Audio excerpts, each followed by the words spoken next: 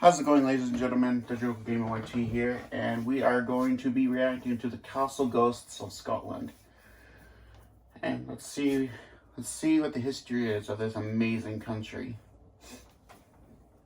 Video progress. Scotland is a land that has witnessed a bloody history of intrigue and betrayal.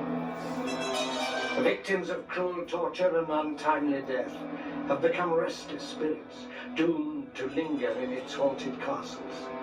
Cursing the generations that follow, their suffering echoes down the years. These tormented souls have become the Castle Ghosts of Scotland.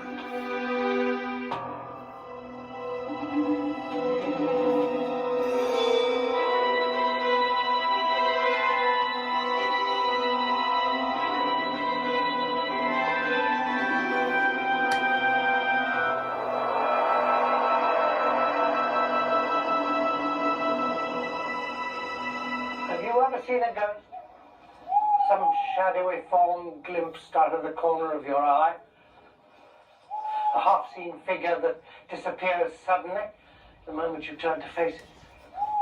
Here in Scotland, where I live, I've more than once had the uncanny feeling that, though I may be alone, someone or something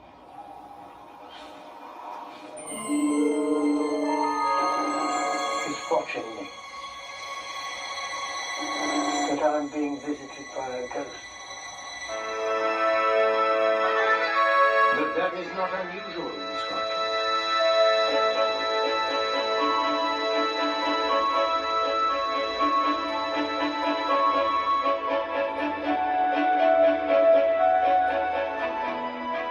Scotland's past is as rich and dramatic as its landscape. Its great mountains and dark, secretive glens still echo with the battle cries of centuries ago.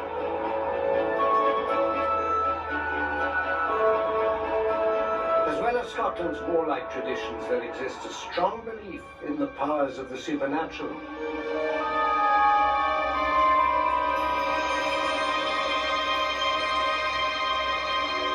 It is said that some Scots have the gift of foretelling the future, known as second sight. Each clan had a seer who was given to premonitions.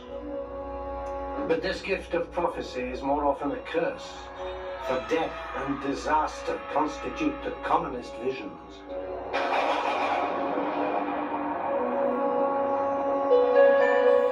Hauntings and paranormal activities are often concentrated in particular places. A wood, a silent lake, a holy site or buildings where gruesome events have taken place. All over Scotland, relics of an ancient past confound modern man with their strange images and sounds. Scotland's turbulent history seeps into the present day and creates powerful apparitions.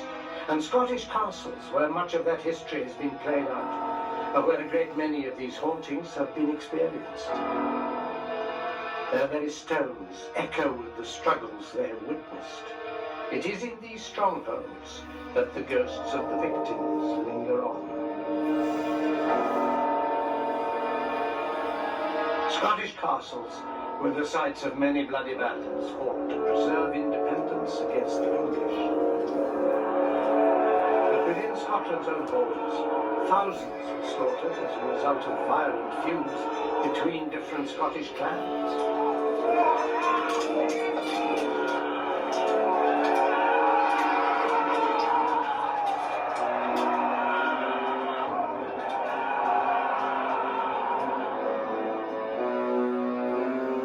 A haunted fortress stands on the west coast of Scotland, in the region of Argyll. This is Duntrude Castle, dominating the rocky headland overlooking the Sound of Jura. Built more than 800 years ago to guard the surrounding countryside against raiders from across the sea, Duntrude is the oldest continuously inhabited castle in Scotland. Now a peaceful home, it was once the scene of bitter clan fighting. To this day, Duntroon is haunted by the heroic deed of a lone piper who paid for his clan loyalty with a gruesome death. Mysterious music is often heard. The piper's desperate tune, carried on the wind across the misty waters. The sound of Scottish pipes has haunted the castle for many years, summoning memories of Duntroon's brutal past.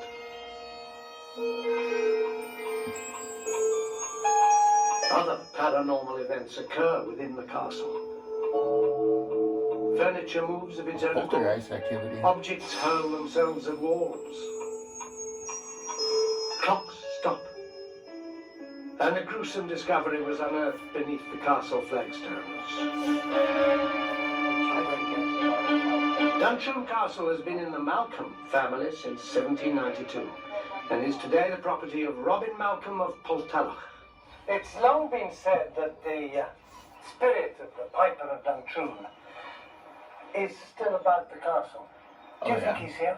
Oh, he's Yes, always I think going to we be do. there, yeah. My wife and I never feel alone here, and our dogs will sometimes let us know if something is passing. Don't you? It's a beautiful dog. 400 years ago, our sitting room was the approach to the main castle entrance. So anybody coming or going had to go through that room.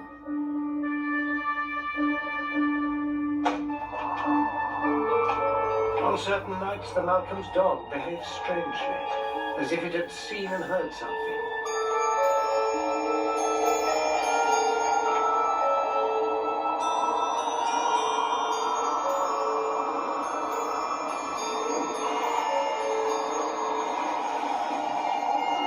Oh, the story of this Piper is just so sad. It's so tragic.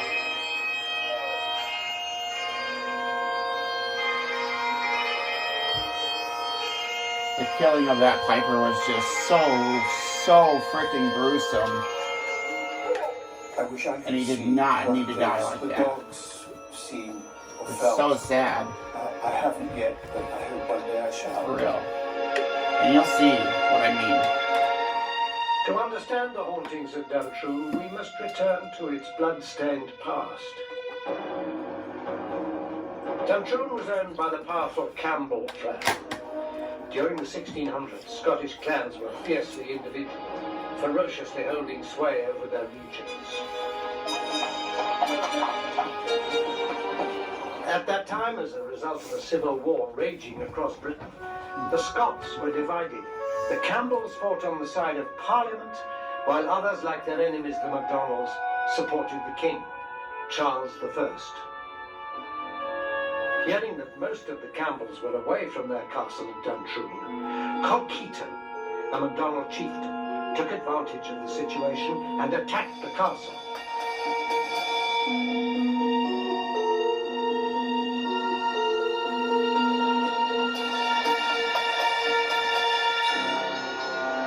Then they screwed it.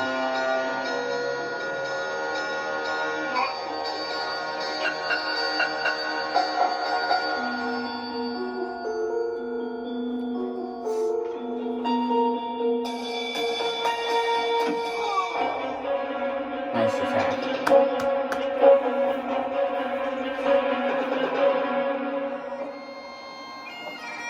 As soon as the MacDonalds had taken Duntroon, Colkitto sailed away to continue his campaign. He left behind a small garrison and his loyal Piper to guard the castle. Pipers held an important place within the Scottish clans. Well educated and travelled, they ranked highly in the chief's household. When going into battle, the Piper stood forth alone, piping the men onward, their focus of loyalty.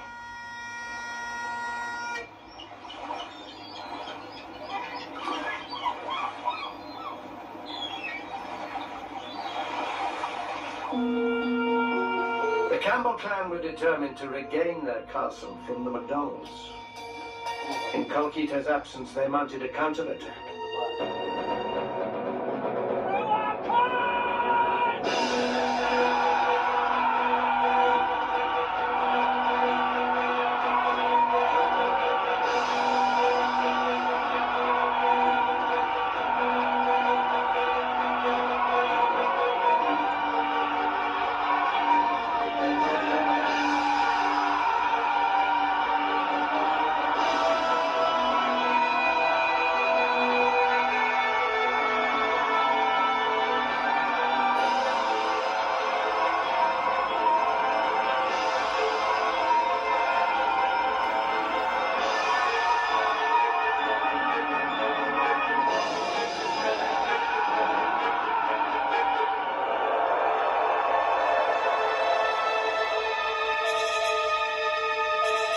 Eventually, the Campbell clan recaptured Duntroon. Every MacDonald was put to the sword, except one. The MacDonald Piper.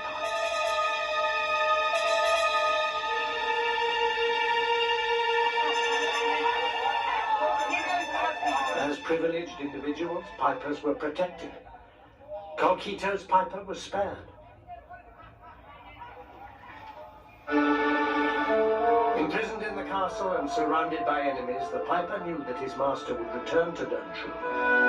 At any time, Colkito's boat could appear across the waters, bringing him back and heralding the MacDonald clan's return to the castle and almost certain death.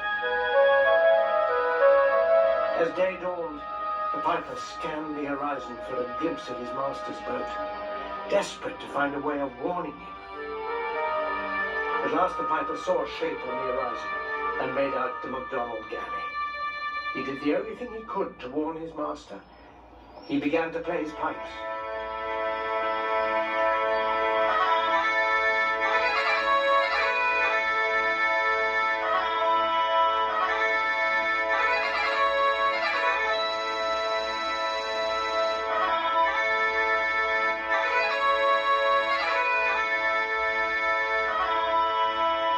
Across the waters, Colkito heard the faint strains of the bagpipes. He thought he recognized a familiar tune and assumed it was a welcoming air from his piper. But as he sailed nearer, the notes suddenly changed. And he realized that this was instead an urgent warning saying to him, "Beware, turn back."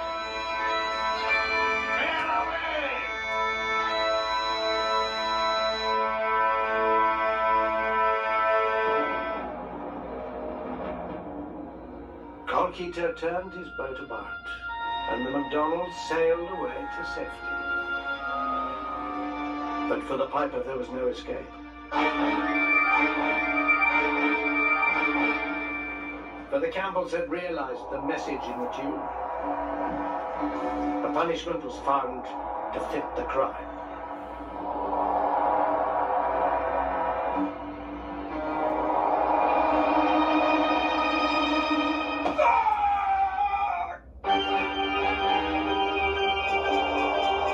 Off his hands so he could play no more.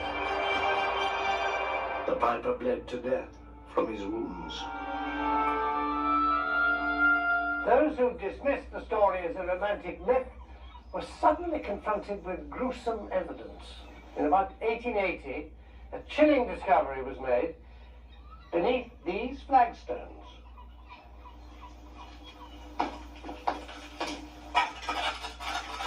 Repairs were being carried out here, and the stones were being replaced. Suddenly one of the workmen gasped in horror. Hey John, look at this! He called his workmate over. Staring up at him from its shallow grave was a human skull.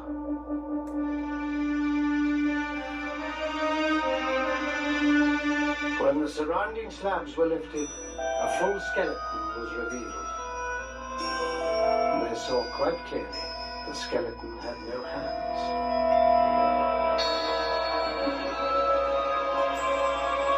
The workers and the castle lord stared in amazement. Surely the bones that lay before them were the mortal remains of the ghost that haunted the castle, the Piper of Duntroon.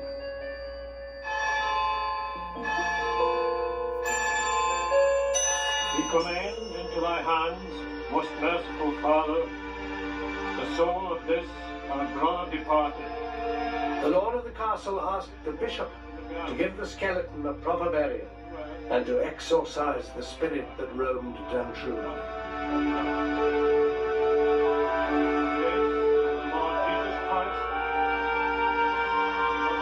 The bishop performed the rite of bell, book and cantor.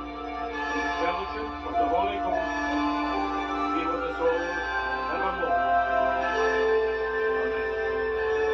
But despite the exorcism, the Piper's spirit still seems to dwell within the castle.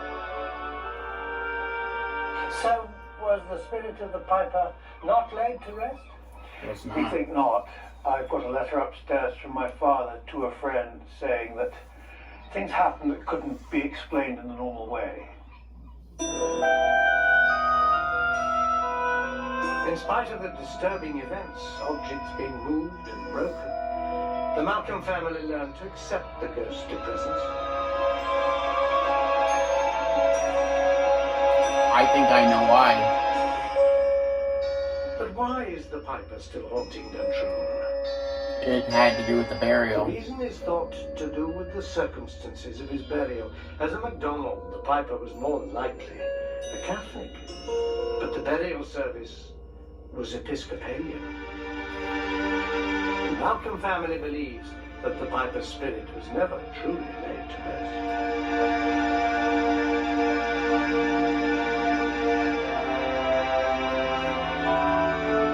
A single standing stone marks the spot where the skeleton is said to have been buried. It is known as the Piper's Grave. But though he is nameless, his courageous act has immortalized him, the Piper of Duntroon. I mean, you could kind of consider him a hero. It is thought Basically. that some supernatural phenomena create changes in atmospheric Because pressure, one, if it wasn't for, alterations in the Earth's magnetic if field, basically it wasn't for, and that animals his with their courageous two act with the senses may message, more readily detect and react to a spirit. the ones in the boat could have than been man, killed, who often basically. experiences So he no more basically than a saved their sense life. of unease.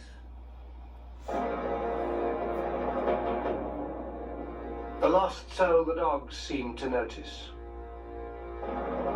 The haunting pipe music.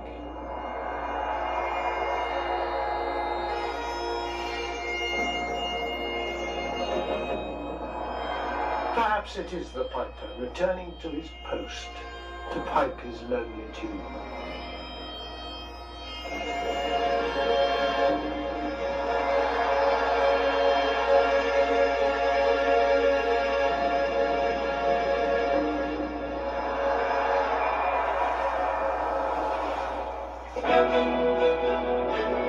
Another Scottish castle has 3 fearsome hauntings.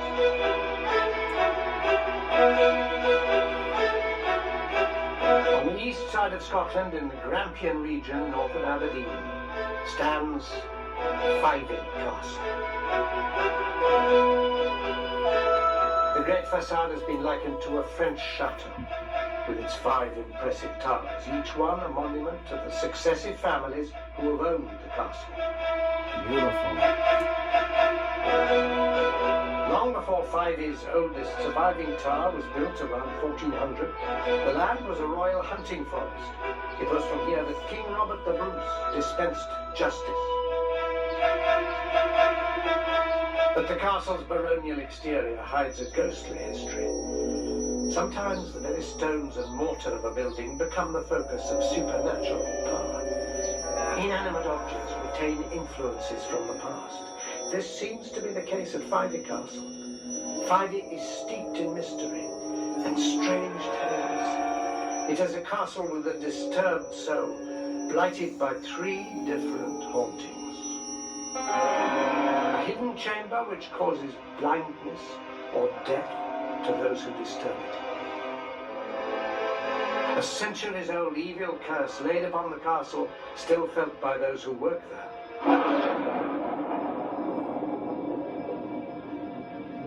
And the ghost of a betrayed wife, the Green Lady, who walks Fyvie's long corridors to this day.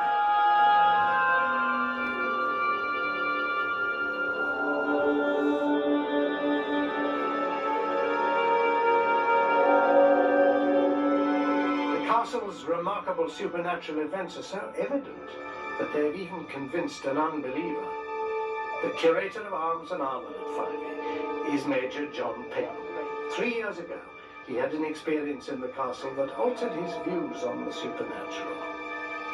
Do you find yourself laughing at the people who believe that Fyvie is full of spirits, ghosts, and curses? Not at all. There was a time when The Major explained that as an army man, he'd always been a great cynic who didn't believe in ghosts. No, But 2 experiences in Fyvie Castle affected him so much that he was forced to change his mind. I tend not to treat it as a laughing matter anymore.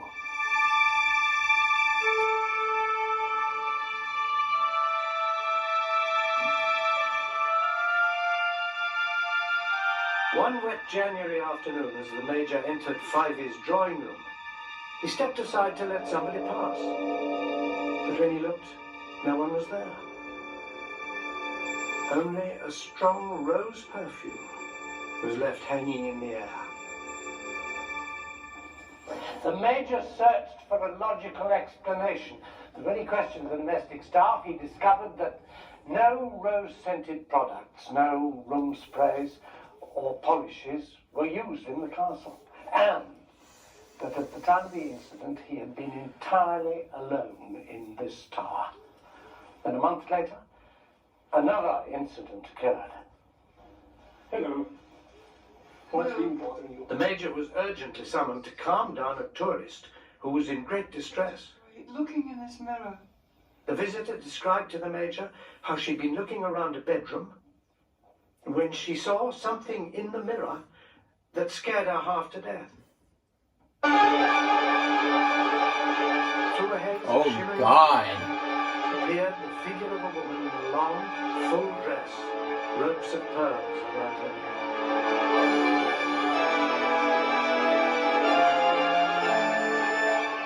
Then, in the blinking of an eye, she was gone. The visitor was in a terrible state. She thought no one would believe her. But the Major told her she was wrong. You're not doing much. He believed her. Yes, I do. But who do you think it might be, this figure that you both experienced? Oh, without any doubt in my mind, the Green Lady of Fyvie. The Green Lady is thought to be the ghost of Dame Lilias Drummond. In the early 17th century, the owner of the castle was Alexander Seton, Lord Fyvie. He lived in the castle with his wife of many years, Dame Lilias. But Seton was dissatisfied with her. He was a dominating personality and singularly ambitious. They had 5 daughters, but not a son, the heir he longed for. Relations of Dame Lilias lived nearby. Among the family was a young girl, Griselle.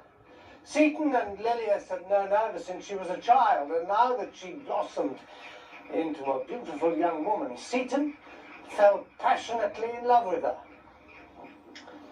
Suddenly, Dame Lilias was reported unwell.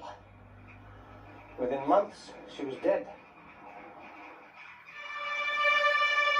Whispered rumours about how Lilias had died echoed around the castle. They focused on a tiny room at the top of one of the castle towers.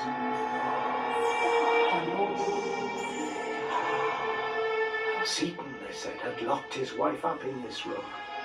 Anyone who attempted to release her was thrown out of a nearby window. Alone and half-mad, Lilias starved to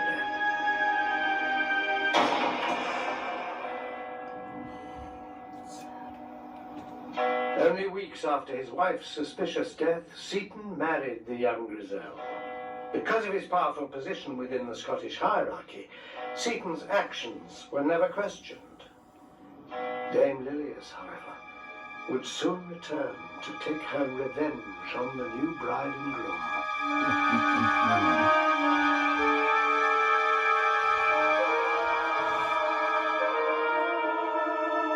On their wedding night, Seton and his new wife heard the sound of heavy sighs from outside the window. Seton tried to calm Griselle's fears by telling her that it was only the sighing of the wind. Oh, the sighing of the wind. That's an old story. Oh, good lord. That's like every doubter. I mean, every doubter of ghosts. He opened the window and looked People out. that don't believe in ghosts. Oh, don't worry. It's just the sighing of the wind. It's an old castle. It moves. It creaks. You know. God. That's such an old. That's such an old milestone. Seton It's again assured ridiculous. his young bride that there was no need to worry.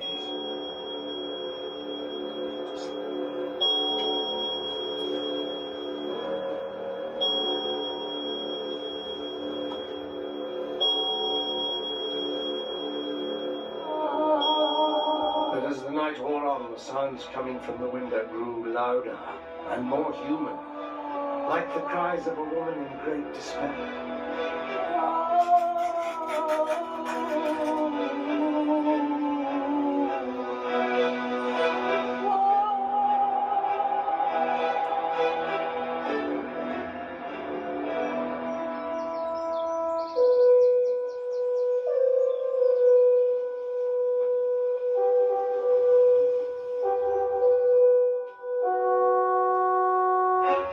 In the morning light, Griselle cautiously approached the window.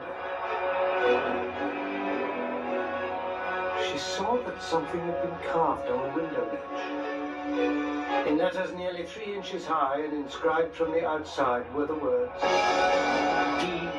Lilius Drummond. Remember the name. I think that's what it was. I think it was like a thing to say, hey, I'm here, remember the They name. remain here to this day. Dame Lilius had returned from the spirit world to exact her vengeance. The Green Lady is a startling apparition, but though her appearance is distressing, she rarely causes harm. Another supernatural energy found within the castle is deadlier. At the center of its mystery is a hidden room and an ancient lethal curse. Christopher Hartley is the assistant curator for the National Trust of Scotland and headed the team who restored Fyvie.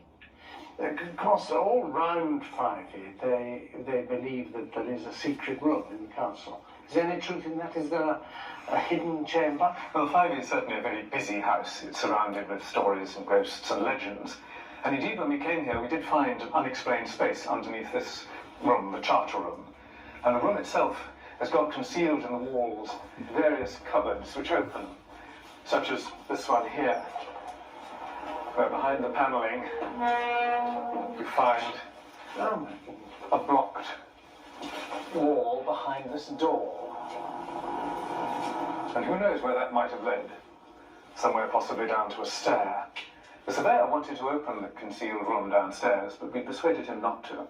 After all, there's a most terrible curse attached to anybody who dares to open it. Twice in Fyvie's history, the curse of the hidden room was invoked. The curse is quite specific. Death to the lord of the castle, or blindness to his wife, if anyone disturbs the chamber. In 1816, General William Gordon, the Lord of Fyvie, attempted to find the hidden room. The general failed to find easy access, and very soon after his attempt, he died. From that time, his wife, a former domestic servant in the castle, was afflicted by a blindness, with which she went to her grave.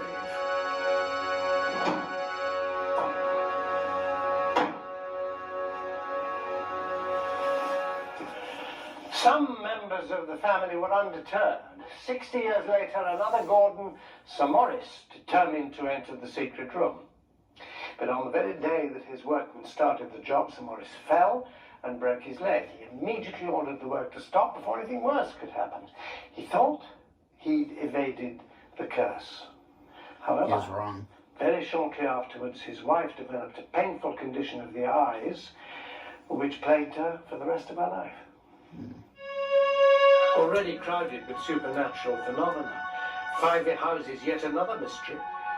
It is known as the Curse of the Weeping Stones.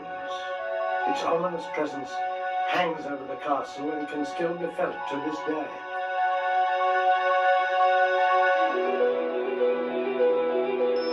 The tale of the curse is as old as the castle. More than 500 years ago, a prophet named Tamas the Rhymer was renowned for his gloomy predictions. He was ill-tempered and always quick to take offense.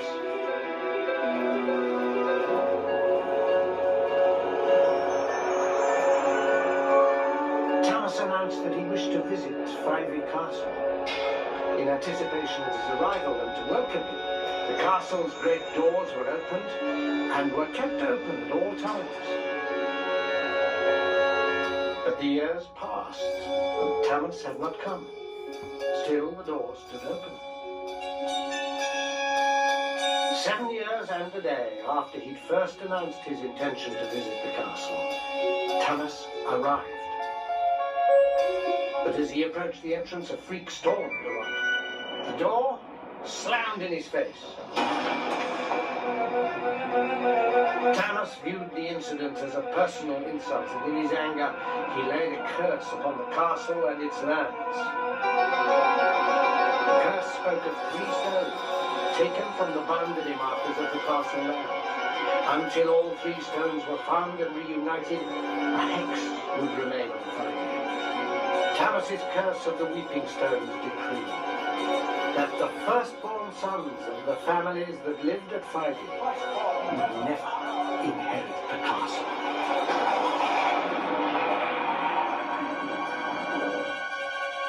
One stone was recovered and has been protected ever since. The other stones were never found, and the curse remains on the castle. To the owners of Fyvie, the curse of the Weeping Stones is very real indeed, because through the generations, Fyvie has passed to second sons or daughters, in some cases more distant relations. The natural heirs being lost to wars and sickness. The curse is so powerful that the one Weeping Stone that has been recovered still exerts its evil influence. Christopher Hartley came under the stone's spell when he was working on its conservation and display. He soon had reason to wish he'd never set eyes on it. While we were working at the castle, I spent quite a lot of time with the Weeping Stone, examining it and preparing it for show to the public. And it was strange that every time I seemed to be closely working with it, shortly after, something terrible happened to me. The first time, having worked very closely with the stone, I twisted my ankle. Oh, God. And so did the surveyor, who'd also seen it on the same occasion. The next time, I sprained my knee very badly. And the third time, when I put it into a showcase, I was rushed to hospital in the middle of the night with kidney stones. Oh, Jesus Christ. I didn't like to look at the stone anymore, or go too close to it at all. I try to avoid it if I can.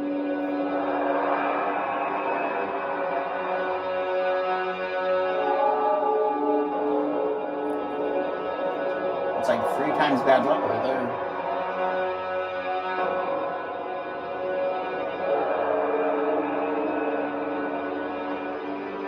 The Weeping Stone also has remarkable and unexplained physical properties. Although kept in dry conditions in a wooden bowl, the stone becomes wet,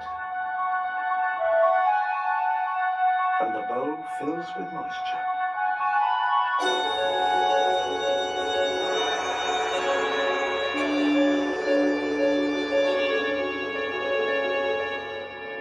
The story of the Weeping Stones is an enigmatic tale which generations of Fyvie's owners have been unable to ignore.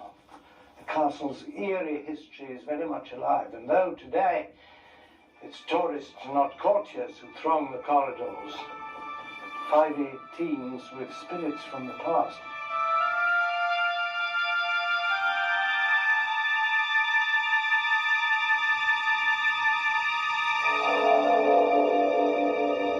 Christopher Hartley says, the air here is very busy, but more than human. It is.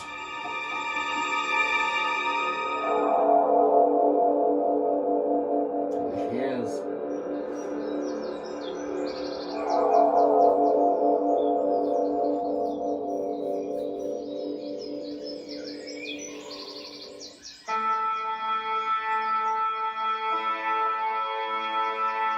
One great Scottish castle has a royal and haunting lineage.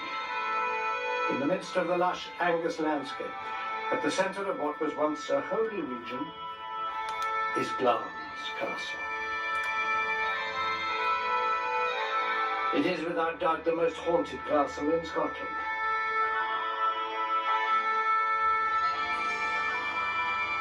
Shakespeare chose Glamis as the setting for his tragedy Macbeth. Here it is said King Duncan was stabbed to death by Macbeth.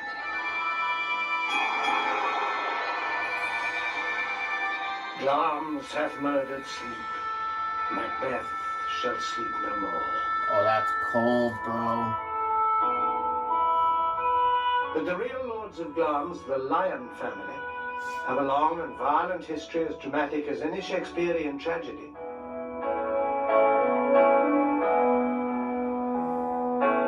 Originally a hunting lodge of the King of the Scots, Glamis was given to the Lyon family in 1372 by King Robert II. What a beautiful place, though. Very beautiful The castle. castle was the childhood home of Her Majesty Queen Elizabeth, the Queen Mother.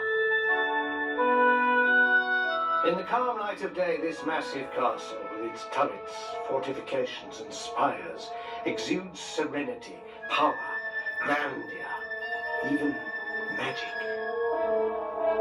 But as night falls, the fairy tale image gives way to something more sinister. Glamis ghosts are numerous and legendary. Phantoms have been sighted in the castle for hundreds of years, and one Lord of Glamis is said to have been visited by the master of all evil. A strange atmosphere pervades the castle chapel, a feeling not threatening but of overwhelming sadness, and the sound of a strange, hollow knocking. The atmosphere gradually intensifies into an aura around an ethereal grey lady.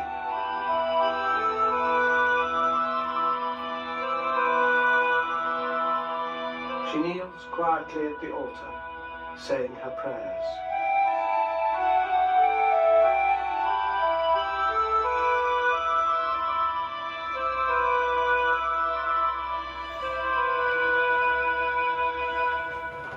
With this ghost, at least, the owners of Glamis feel no unease, only sadness. They know only too well her identity and the reasons for her hauntings. She's one of Scottish history's most tragic victims, a lady of Glamis who was condemned as a witch and suffered a terrible fate. 400 years ago, the close links between the Scottish royal family and Glamis Castle had dreadful consequences.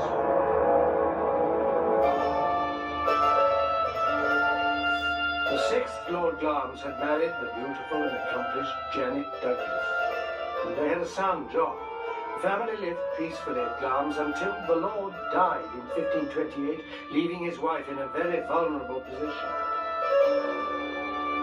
Janet belonged to the Douglas clan. Her brother was stepfather to the king, James V, who despised his tyrannical stepfather. His loathing grew into an obsession, and he carried out a ruthless vendetta against the Douglases. The innocent Janet became the focus of the king's hatred. As a widow, Lady Glamis no longer enjoyed the protection of marriage, and King James seized Glamis for the crown.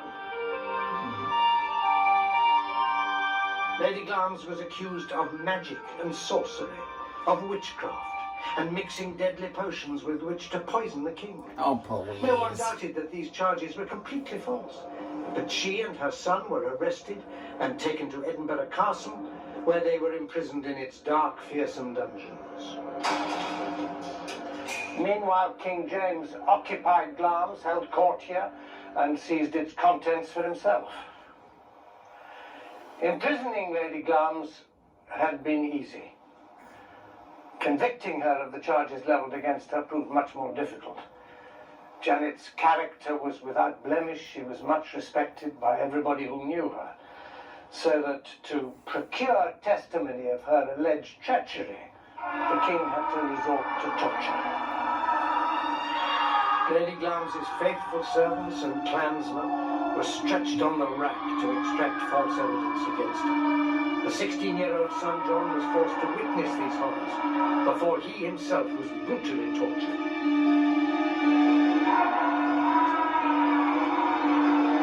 These savage tactics worked. The king had his confession.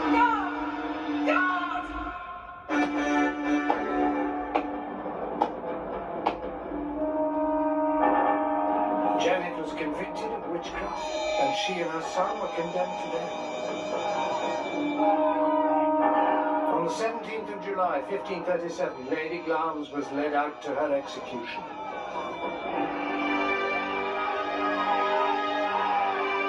Almost blind because of her long incarceration in a dark dungeon, she was brought onto the Castle Hill of Edinburgh, where she was burnt alive.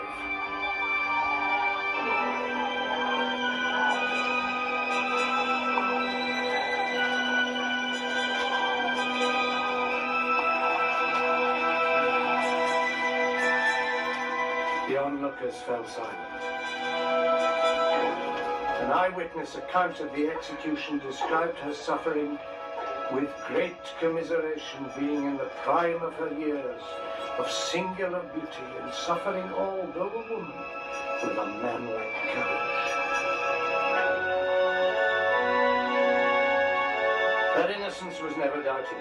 The account concluded that all men believed that the true cause of her execution was not witchcraft, but the hatred which the king carried for her brothers.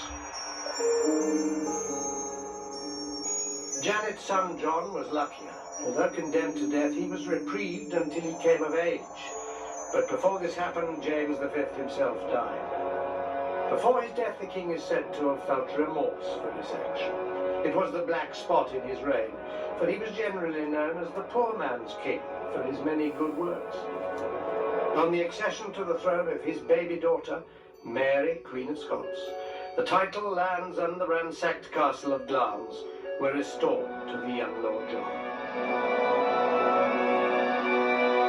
From the time of Janet's execution, the apparition of the Grey Lady began to appear at the castle. Although she died in Edinburgh, it is here, to her home, that her spirit returns. The hollow hammering sound often heard in Glamis when she appears is believed to be the ghostly echo of workmen building the scaffold on which Lady Glamis was put to death. Ghosts do not always seek out the living. Some, like Glamis's Grey Lady, keep returning to a particular place, oblivious, apparently, of the living world around them. Like a recording of the past, trapped in the castle's atmosphere, her image is played and replayed.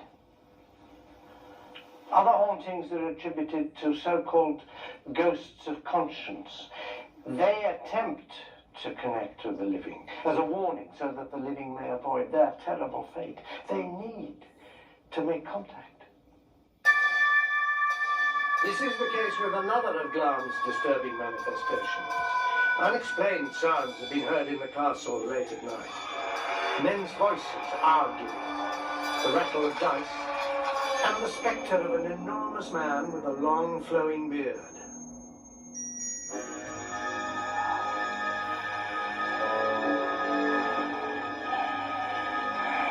Many of these hauntings have focused on the bedroom known as the Blue Room. One account recorded in the 1870s described the event. A guest at the castle, the wife of the Archbishop of York, was staying in the Blue Room.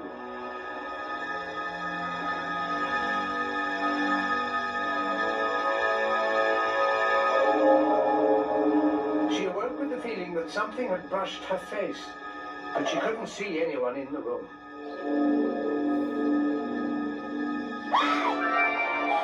Suddenly a figure loomed over her, a figure with a long flowing beard and the face of a dead man.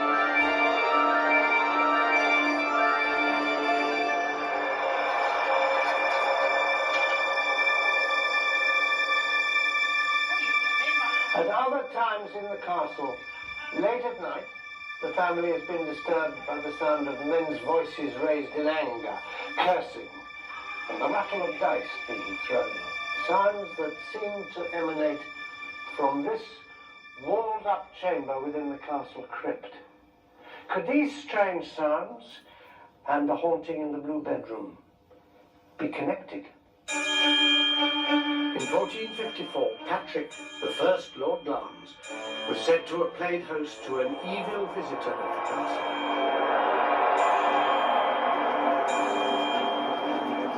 Lord Glamis was known for his love of gambling and often played cards with Earl Beardy of Crawford, so called because of his long, thick beard.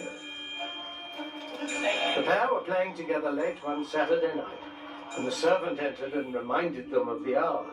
It was nearly the Sabbath, and gambling was forbidden on the Lord's Day. Was wearing on. Oh, wait, no bother me, man. Can you not see him in the middle of the game? But the men ignored him and played on.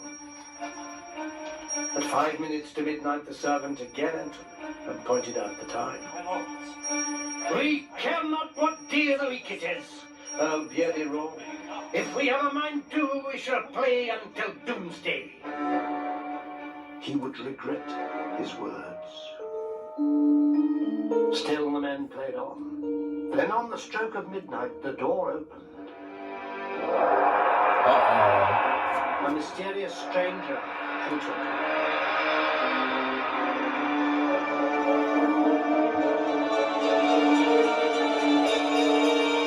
He proposed to join them in a game.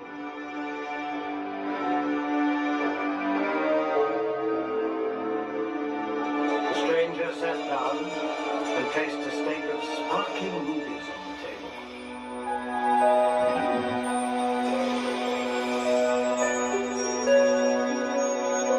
The three men started to play.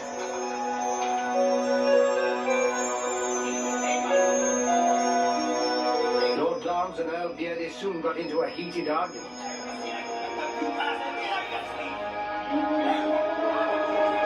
The stranger looked on.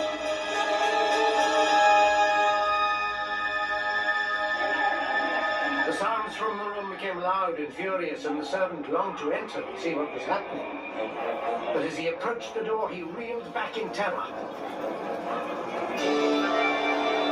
The two gambling men were enveloped in flames. That night, the castle knew it had entertained the Prince of Darkness, Lucifer.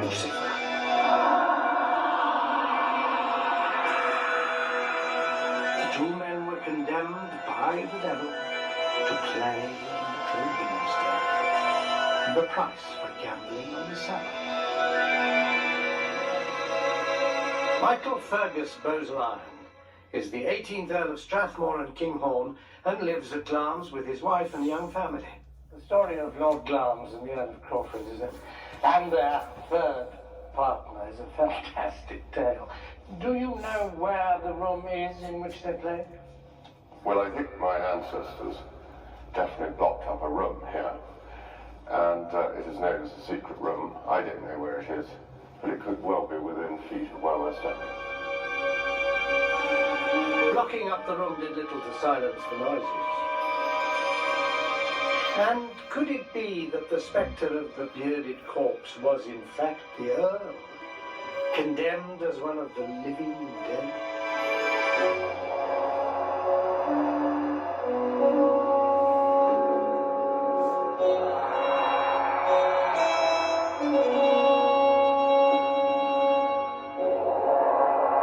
In Scotland, the dark and rugged beauty of the landscape reminds us of the country's vivid history.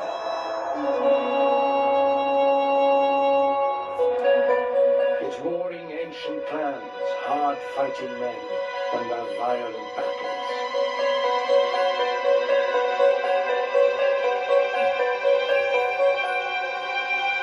Bloody revenge and cruel deeds that echo down the centuries.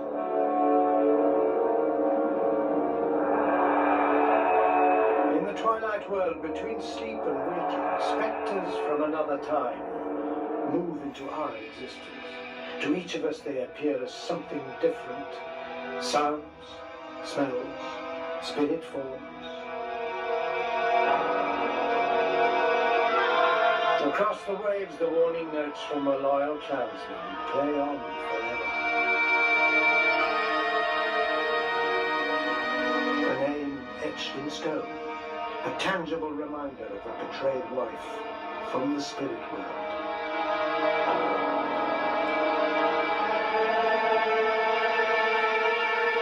Rising through the smoke and flames, an innocent, wronged soul returns home. Two men, prisoners in an endless game, are fated to play on until doomsday.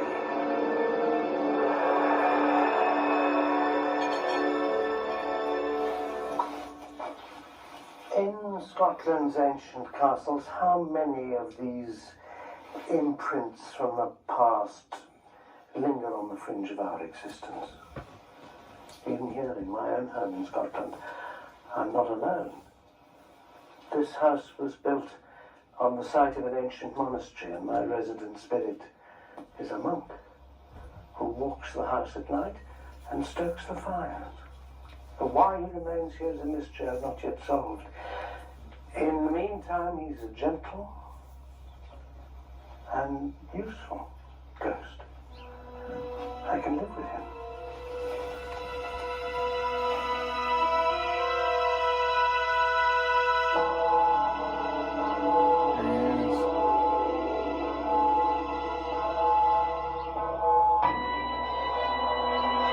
Well, that's gonna do it for this one. Don't forget to like and subscribe. We'll see you in the next one.